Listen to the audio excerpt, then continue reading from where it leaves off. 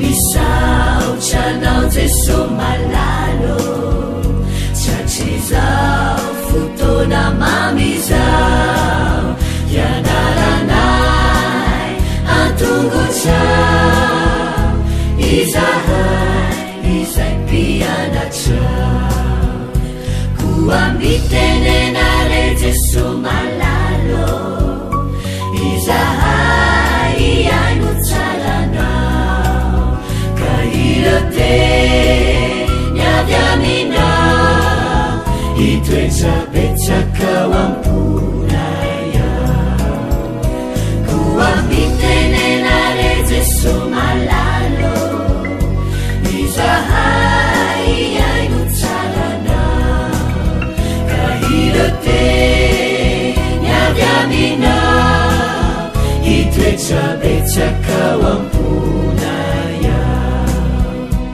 irote niavy aminao itoetsabetsakao amponaya.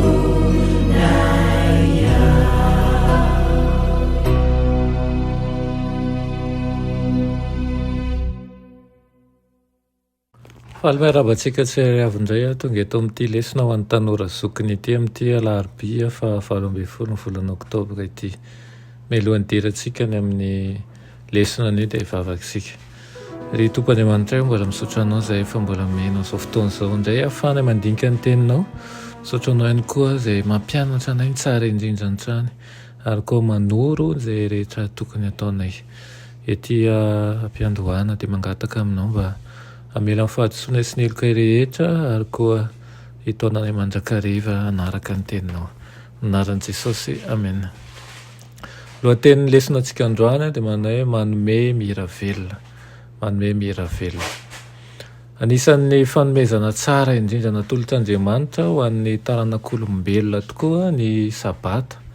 Ampahampotoana izay voatokana hifandraisana aminy izany. Iarahana ampiralahiana amin'ireo mpino ary anaovana fanompoana tsy misy fitiavan-tena ho an'ny tompo. Nanontany amin'ny Petera intelo Jesosy hoe moty hava ianao? Napetrany amintsika koa nefa izany fanontaniana izany amin'ny alalan'ny sabata. Ary manan-danja amintsika mihoatra noho ny hevitr'ireo izay tsy mitovy faharisen-dahatra amintsika ve Andriamanitra. Moty itsika mihoatra noho ny membre ny ankohonantsika izay tsy miombon-kevitra amintsika ve Andriamanitra. Ary moty itsika mihoatra noho ny asantsika ve Andriamanitra. Moty itsika mihoatra ny fambolentsika ve Andriamanitra. Ny fomba fiaina sy ny fiankohonana izay soritsoritany Isaia 7:10 dia izay nezahany Jesosy naseho tamin'ny olombelona fon'izy teto tany. Jesosy no fanehoana mivantana ny tena toetsain'ny sabata ary nanompo ny afy izy ary indrindra koa ny fidy ny anasitrana amin'ny andro sabata. Zavatra valo no angatan'i Jesosy ataon'ny Israely tao amin'ny Isaia 7:10 dia niposahany fahazavana amin'izy ireo. Tsy misy sarotra atao ireo na iray aza.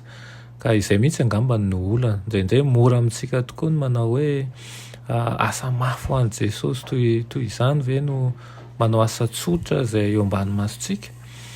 Fa anonaona ho izay izy ampianatra anao hoe ny ory izay no lazain'i Kristy dia hamaly ny vavakareo ny tompo.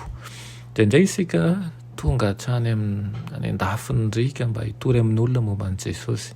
Mandeha lavitra be mihitsy mavita manao dépense mba handehanana lavitra tokoa kanefa ny miresaka amin'ny akaiky antsika ny mpifanolo-body rindrina amintsika aza tsy mbola nataontsika. Ahitsin'i Jesosy izany toetra izany. Maniry fantatra manko hamaly ny vavakintsika sy androtsam-pitahiana manana ambiampo antsika Andriamanitra.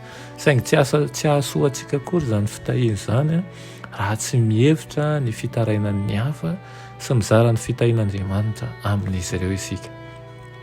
Hita any amin'ny faran'ny Isaia 7:10 ny teny hoe fahafinaretana sy ny hoe ravoravo. Teny iray ihany ao amin'ny Baiboly izy io raha amin'ny teny anglisy izay mifanohitra mazava amin'ny hoe manao an'izay tianao. Tsy te hamepetra ny fifaliantsika Andriamanitra.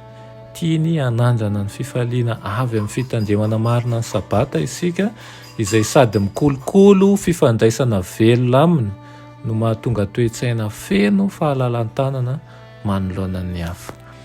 Dia mba ho tahaka an'izany anie tsika hitorin'ny teny soamafaly tokoa manomboka eo amin'ny akaiky antsika indrindra, ary anaraka an'ireo izay voalaza izay dingana izay tsotra indrindra dia ny mizara amin'ny hafa, manompo ny hafa, ary mitondra ny tsara indrindra, fa hanozy izy ny nona ary ampantranohy ny ory.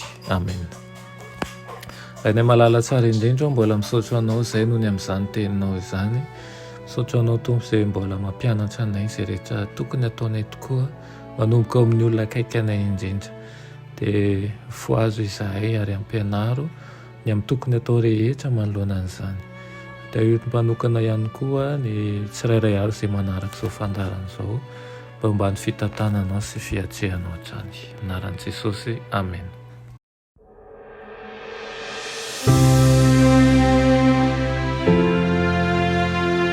Mianatra eo an-tongotry Jesosy isan'andro.